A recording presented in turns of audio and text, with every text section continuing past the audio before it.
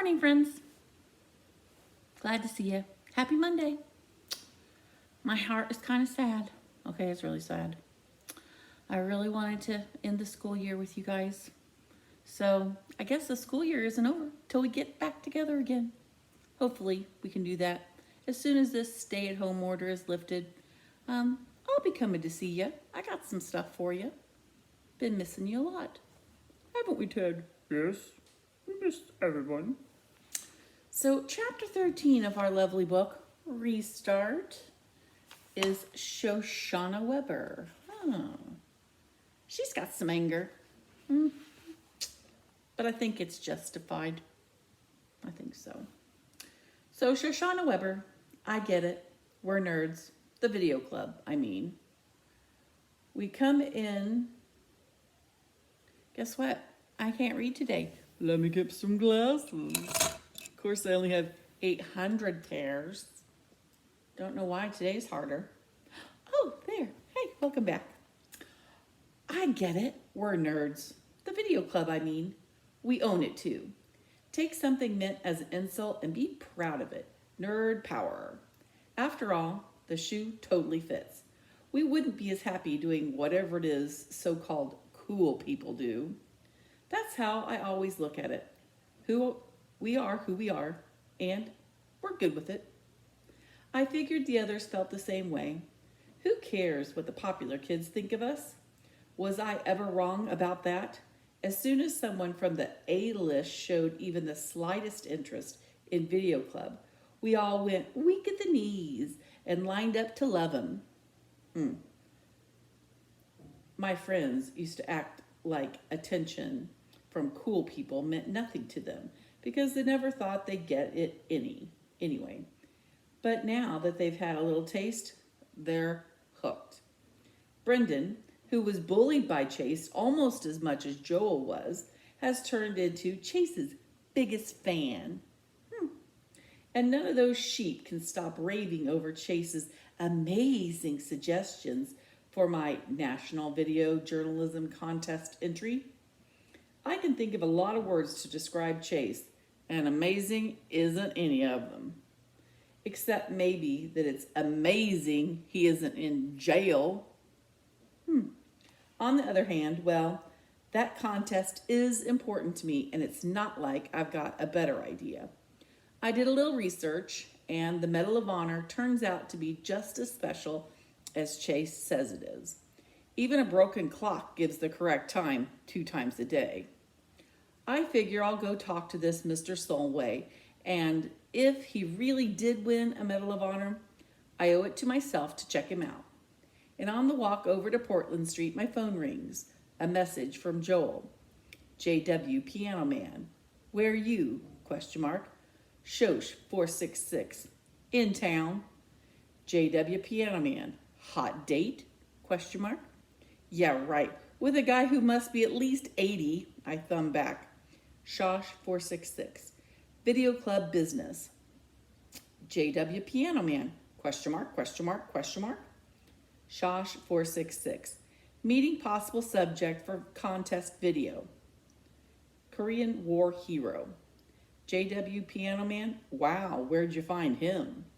I hesitate. I never tell Joel that while he's suffering at Melton, Chase has moved in and taken over his spot in the video club. It would only make a miserable situation worse, and I'm definitely not going to admit that Chase put me onto Mr. Solway. I don't like keeping secrets from my brother, but there are some things you just can't say. Maybe in a few months, if Joel starts fitting in at the boarding school and making friends there, or at least not hating it, I can break the news to him and he won't care so much. So I messaged back, Shosh 466, friend of a friend. I put my phone away, praying that he doesn't ask for more information. Joel is a cross between a prosecuting attorney and a bloodhound if he gets the idea that you're holding out on him, especially now when he's lonely and bored with nothing better to do than think of home. At Portland Street, I ask the desk and they direct me to room 121. As I make my way through the halls, I get a sense of just how elderly some of these residents must be. My grandpa is 73, and he still rollerblades every morning. These people are way older than him. A lot of them must be in their 90s, maybe even over 100. Whoa. The door of 121 is ajar, so when I knock on it, it swings open. Mr. Solway? I ask tentatively. A gruff voice answers, "We don't want any." I'm not selling anything. I step farther into the room and get my first view of him. I can't see him directly since he's facing away from me, watching a news channel on the TV. But he's short and sturdy with thick white hair. "I just want to talk to you. I'm in the video club at my school and..." You call yourself a governor?" he bellows suddenly at the TV. "You couldn't run a hot dog cart. You're an idiot." I keep talking. I do that when I'm nervous. And there's this national contest where you have to interview a senior citizen who's had an interesting life. He turns in his chair and he fixes me with his burning stare. "Do I know you?" I'm still babbling. "And I heard you were awarded the Medal of Honor in the Korean War." He reddens. "Is that what this is all about? The medal doesn't make me any more special than a lot of other people who were there. Go interview one of them and leave me out of it." I'm trying to be reasonable. "Don't you want your story to be told?" "No, it's not my story. It's enough of me to know it." But now I caught the picture of President Truman hanging the medal around a younger Mr. Solway's neck, and I'm convinced that he has to be my subject. A lot of kids my age don't understand the sacrifices people like you made for our country. Don't flatter me, kid. I'm 86 years old, and there's precious little left of me to flatter. I don't want to be interviewed. I don't want to be thanked. All I want is for the dining room to stop serving cream spinach. I am completely defeated. This guy is impossible, absolutely determined to stew in his own misery.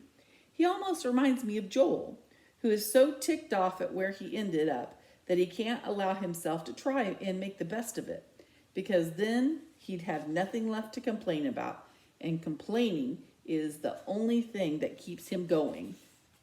Yeah, I know some people like that. The difference is, Joel has every right to be angry at the curveball life pitched him. This old creep is just plain mean. I'm about to back out the door in defeat when a familiar voice announces, "Good news, Mr. Solway. I snagged the last prune Danish." There he is, the alpha rat of my family's nightmares, bearing a pastry on a paper plate. He's got a name tag on, proclaiming him to be Chase Volunteer. The change in Mr. Solway is incredible. His crabby glower morphs into a grin that lights up the room. Come to think of it, it makes perfect sense. Who can cheer up a miserable jerk who would never give anybody else's the skin off a grape? Only another miserable jerk. Someone even nastier and more selfish. The two of them were made for each other. Then Chase notices me. "Oh, hi, Shoshana." His smile disappears when I glare at him. "Wait a minute," Mr. Solway exclaims. "Is she your friend, Chase?" He nods. "We're in the video club together. I'm the one who suggested you for her project." The old soldier thinks it over and comes to a conclusion with a curt nod. "Well, that makes it different. I'd be happy to help the two of you out." I don't like the sound of that. I don't have a partner for this contest, and even if I did, the last person on earth I'd ever choose would be Chase Ambrose.